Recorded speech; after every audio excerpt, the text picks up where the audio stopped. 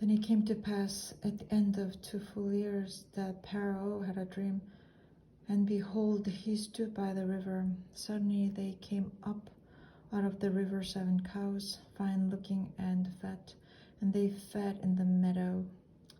Then behold, 7 other cows came up from them out of the river, ugly and gaunt, and stood by the other cows on the bank of the river. And the ugly and the gaunt cows ate up the 7 fine looking and fat cows. So Pharaoh awoke. He slept and dreamed a second time, and suddenly 7 heads of grain came up on one stalk, plump and good. Then behold, the 7 thin heads, blighted by the east wind, sprang up after them, and the 7 thin heads devoured the 7 plump and full heads. So Pharaoh awoke, and indeed it was a dream. Now it came to pass in the morning that his spirit was troubled, and he sent and called for more, and called all the magicians of Egypt and all its wise men. And Pharaoh told them his dreams, but there was no one who could interpret them for Pharaoh. Then the chief butler spoke to Pharaoh, saying, I remember my faults this day, when Pharaoh was angry with his servants, and he put me in custody in the house of the captain of the guard. Both me and the chief baker, we each had a dream in one night, he and I. Each of us dreamed according to the interpretation of his own dream. Now there was a young Hebrew man with us there, a servant of the captain of the guard, and we told him, and he interpreted our dreams for us. To each man he interpreted according to his own dream. And it came to pass, just as he interpreted for us, so it happened. He restored me to my office, and he hanged him. Then Pharaoh sent and called Joseph, and they brought him quickly out of the dungeon, and he shaved, changed his clothing, and came to Pharaoh. And Pharaoh said to Joseph, I have had a dream, and there is no one who can interpret it, but I have heard it said of you that you can understand the dream to interpret it. So Joseph answered Pharaoh, saying, It is not in me, it is not in me. God will give Pharaoh an answer of peace. Then Pharaoh said to Joseph, Behold, in my dream I stood on the bank of the river. Suddenly 7 cows came up out of the river, fine looking and fat, and they fed in the meadow. Then behold, the 7 other cows came up after them, poor and very ugly, and gaunt, 7 ugliness as I have never seen in all the land of Egypt. And the gaunt and ugly cows ate up the first 7. The fat cows, when they had eaten them up, no one would have known that they have eaten them, for they were just as ugly as at the beginning. So I awoke. Also I saw in my dream, and suddenly 7 heads came up from one stalk, full and good. Then behold, 7 heads withered,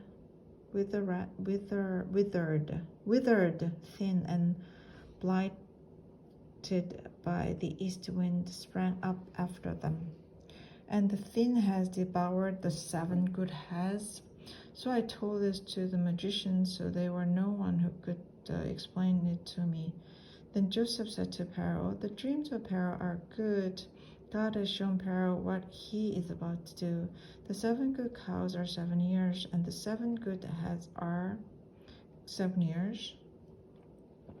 The dreams are 1. And the 7 thin ugly cows which came up after them are 7 years, and the 7 empty heads blighted by the east wind are 7 years of famine.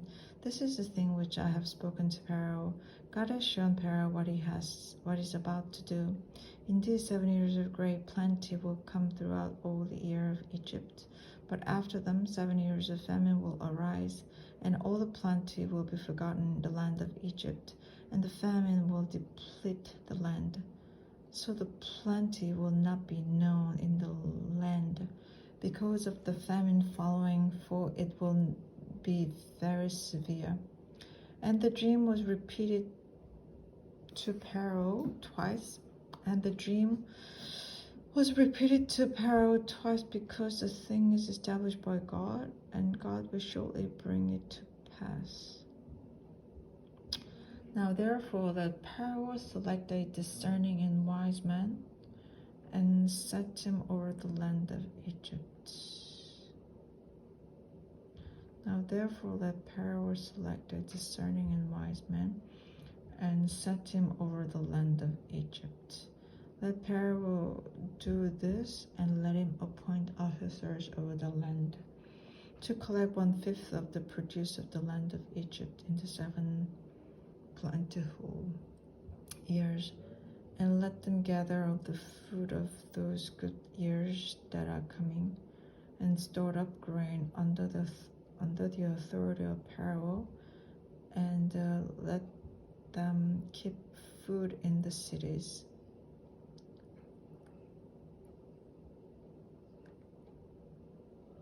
Then that food shall be as a reserve for the land for the 7 years of famine, which shall be in the land of Egypt, that the land may not perish during the famine.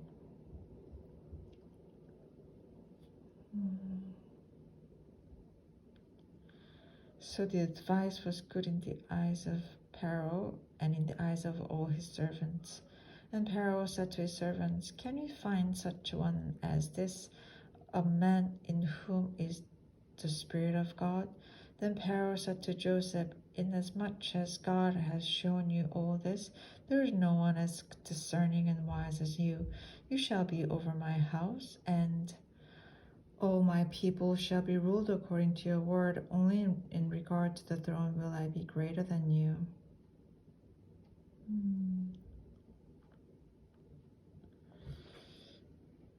And Pharaoh said to Joseph, "See, I have set you over all the land of Egypt." Then Pharaoh took the signet ring off his hand and put it on Joseph's hand. And he clothed him in garments of fine linen, and put a golden chain around his neck.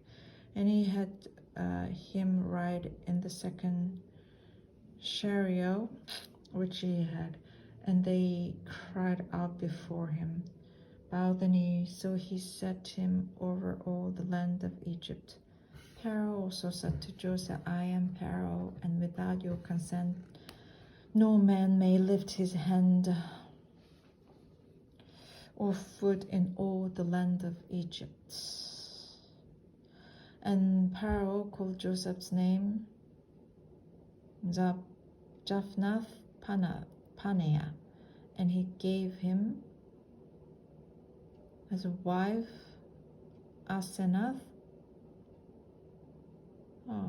the daughter of Potiphera, priest of On. So Joseph went out over all the land of Egypt. Joseph was 30 years old when he stood before Pharaoh, king of Egypt. And Joseph went out from the presence of Pharaoh, and went throughout all the land of Egypt. Now in the 7 plentiful years, the ground brought forth abundantly. So he gathered up all the food of the 7 years which were in the land of Egypt, and laid up the food in the cities. He laid up in every city the food of the field which surrounded them. Joseph gathered very much grain as the sand of the sea, until he stopped counting, for it was immeasurable. And to Joseph was born 2 sons before the years of famine came, whom Asenath, the daughter of Potiphera, priest of On, bore to him. Joseph called the name of the firstborn Manasseh.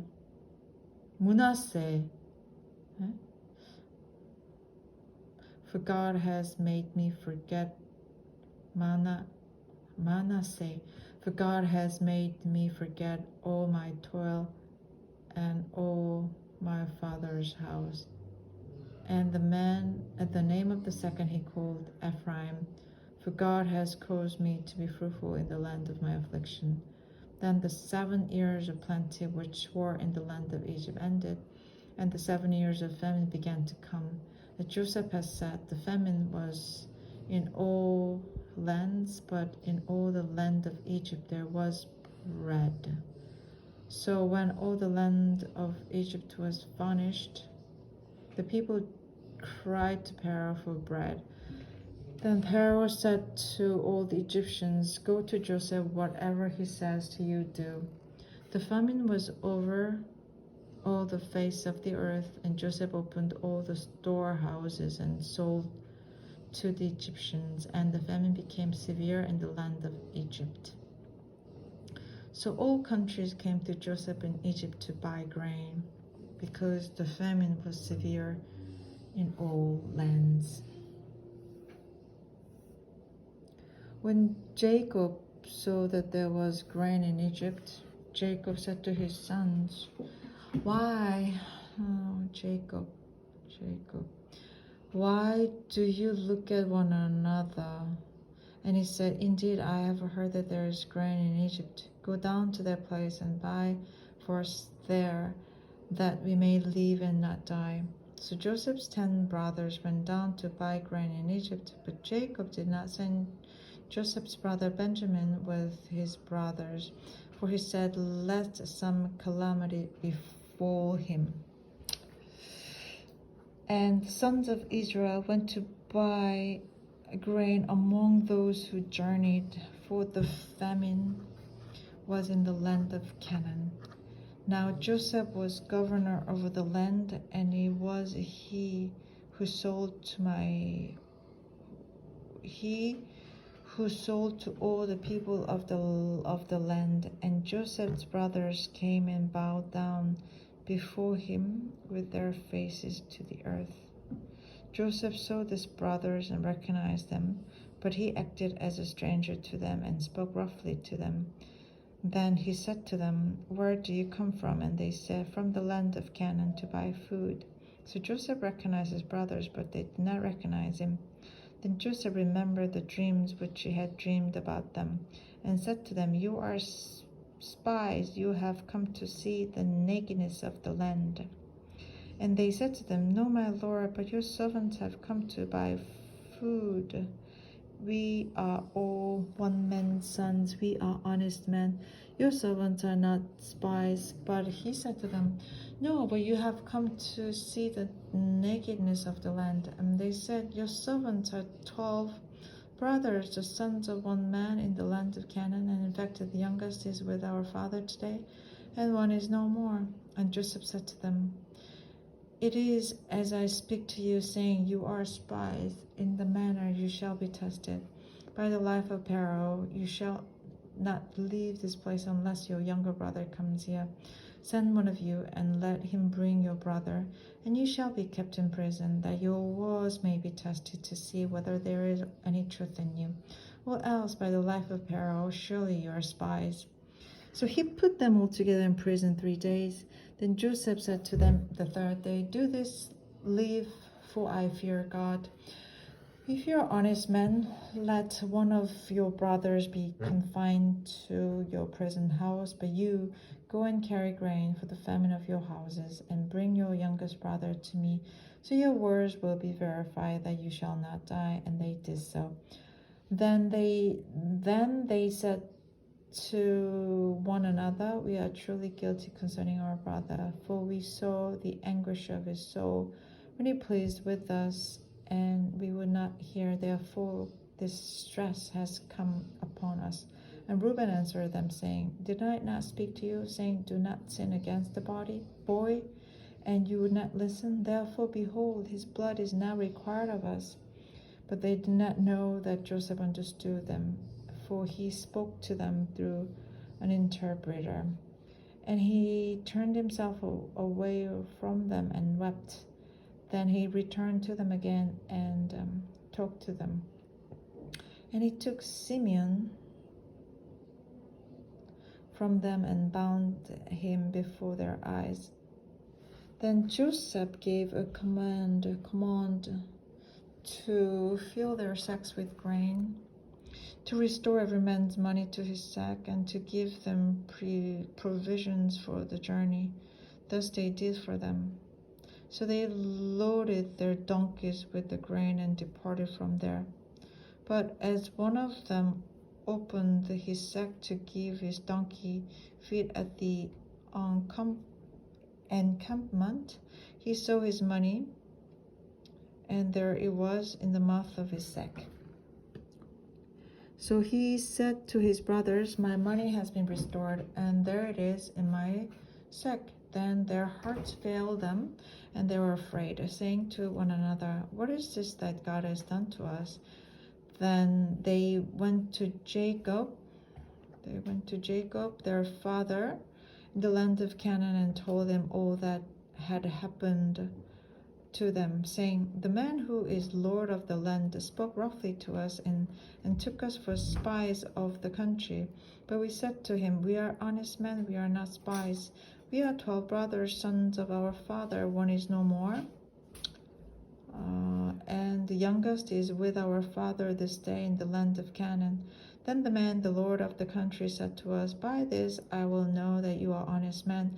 Leave one of your brothers here with me. Take food for the famine of your households and be gone.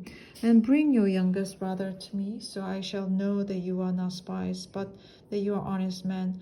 I will grant your brother to you, and you may trade in the land.' Then it happened, as they emptied their sacks, that surprising each man's bundle of the money was in the sack. And when they and their father saw the bundles of the money, they were afraid. And Jacob, their father, said to them, 'You have bereaved me. Joseph is no more, Simeon is no more, and you want to take Benjamin. All these things are against me.' Then Reuben spoke to his father, saying, 'Kill my 2 sons if they do not bring him. Do not bring him back to you. Put him in my hands, and I will bring him back to you.' And he said, 'My son shall not go down with you, for his brother is dead, and he is left alone. If any calamity should befall him among the way in which you go, then you would bring down my gray hair with the sorrow to the grave.'" 아멘.